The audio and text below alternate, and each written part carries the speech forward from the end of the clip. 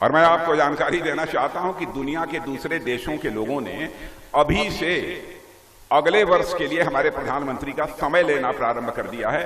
अपने देशों में उनको ससम्मान आमंत्रित करना प्रारंभ कर दिया है। सामान्यतः जब चुनाव होते हैं तो एक अस्थिरता का माहौल होता है। यह संदेश बना रहता है कि पता नहीं उस देश में किसकी सरकार बनेगी नहीं बनेगी, कुछ नहीं कहा जा सकता। लेकिन मोदी जी का जहां तक सवाल है, उनको अब भी लोग यह मान लिए हैं चुनाव तो यह औपचारिकता है। मोदी जी को देश की जनता ने अपना पुनः तीसरी बार चुनने का मन बना लिया है। अब सारे दुनिया ने स्वीकार कर लिया है। और बहनों भाइयों, इस सच्चाई को भी आप स्वीकार करेंगे। और मैं प्रेस के दोस्तों से भी कहना चाहता हूं, तथ्यों से परे यदि हमारी कोई भी बात हो तो आप उसको अखबार के पन्नों पर लिख देना। हमारी गलती होगी तो मैं इसे स्वीकार कर लूंगा। लेकिन यह बात मैं इसलिए कह रहा हूं कि जिंदगी में हमने राजनीति की है तो जनता के आंखों में धूल झोंक कर नहीं राजनीति की है, बल्कि जनता की आंखों में आंख डालकर राजनीति की है। बहनों भाइयों, हमारी एनडीए का चरित्र यह रहा है, जो हम लोगों ने कहा है वो अक्षरशः उसका पालन किया है। हमारे घोषणा पत्रों को उठाकर भी तो कोई देख ले, हमने क्या कहा था, क्या किया है कि नहीं किया है। जो कहा था सब किया है।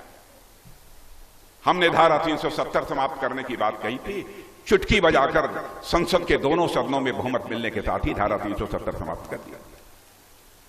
हमने कहा था हम आएंगे तो अयोध्या की धरती पर भव्य राम का मंदिर बन कर रहे।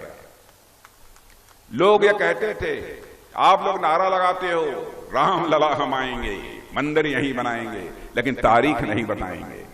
बहनों भाइयों, यह आरोप लगाने वाले लोगों से मैं कहना चाहता हूं, वह तारीख 22 जनवरी आ गई जबकि हमारे देश के प्रधानमंत्री मोदी जी ने भगवान राम की प्राण प्रतिष्ठा कर दी। और बहनों भाइयों, मैं कहना चाहता हूं एक शुभ संकेत है। नवरात्रि का पर्व चल रहा है और मैं बहुत सोच समझ कर नाप तौल के यह मैं कहना चाहता हूं, यह शुभ संकेत है। राम लला अपनी कुटिया से निकल के अपने महल में प्रवेश कर चुके हैं।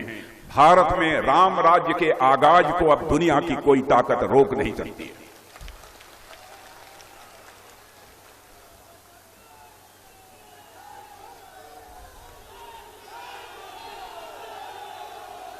और मेरे बहनों भाइयों, राम राज्य किसे कहते हैं? राम राज्य वही राज्य होता है जिसमें कि हर व्यक्ति को, राम राज्य उसी राज्य को कहते हैं कि हर व्यक्ति को दायित्व बोध हो, कर्तव्य बोध हो, हमें क्या करना चाहिए इसकी जानकारी। अधिकार बोध से नहीं, हमारा अधिकार क्या है। कैकेयी ने के अंदर अधिकार बोध था, हमारा यह अधिकार है, हमारा ही बेटा सिंहासन पर बैठना चाहिए। इसी कारण सारा संकट पैदा हुआ था और मर्यादा पुरुषोत्तम भगवान राम को 14 वर्षों का वनवास स्वीकार करना पड़ा था।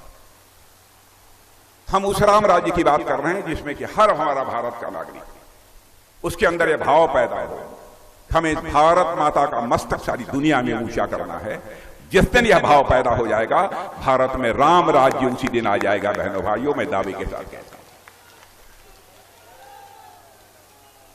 अब जैसे हम लोगों ने कहा था कि हम आएंगे तो 3 तलाक की प्रथा को समाप्त करेंगे। लोग कहते हैं आप लोग मुस्लिम विरोधी हैं। मैं अपने मुस्लिम भाइयों से भी कहना चाहता हूं, मैंने जिंदगी में कभी जाति, पंथ, मजहब की राजनीति नहीं की है। मैंने बराबर यदि राजनीति की है तो इंसाफ और इंसानियत की राजनीति की है। मेरे बहनों भाई, मैं मुसलमान भाइयों को बतलाना चाहता हूं, केवल मुसलमान भाइयों को नहीं, जो ईसाई हों उनको भी, जो यहूदी हों उनको भी, जो भी पारसी हों उनको भी, जो भी भारत के नागरिक हैं,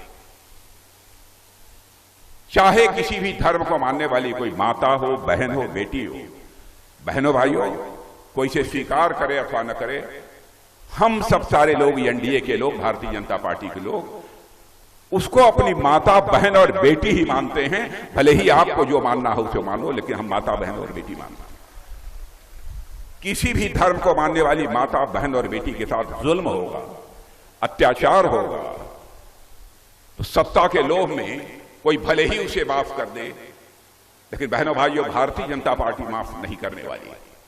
3 तलाक कितना जुल्म था। मुस्लिम बहनों पर शादी हुई 10 दिन के बाद खड़े होकर कोई बोल दे तलाक तलाक तलाक और उसको छुट्टी कर दे। राजनीति जाए धाड़ में, सत्ता के मोह में भले ही कोई इसे स्वीकार कर ले, लेकिन हम एनडीए के लोग इसे कभी स्वीकार नहीं कर सकते बहनों भाइयों। इसलिए डंके की चोट पर हमने 3 तलाक की प्रथा को भी समाप्त कर दिया।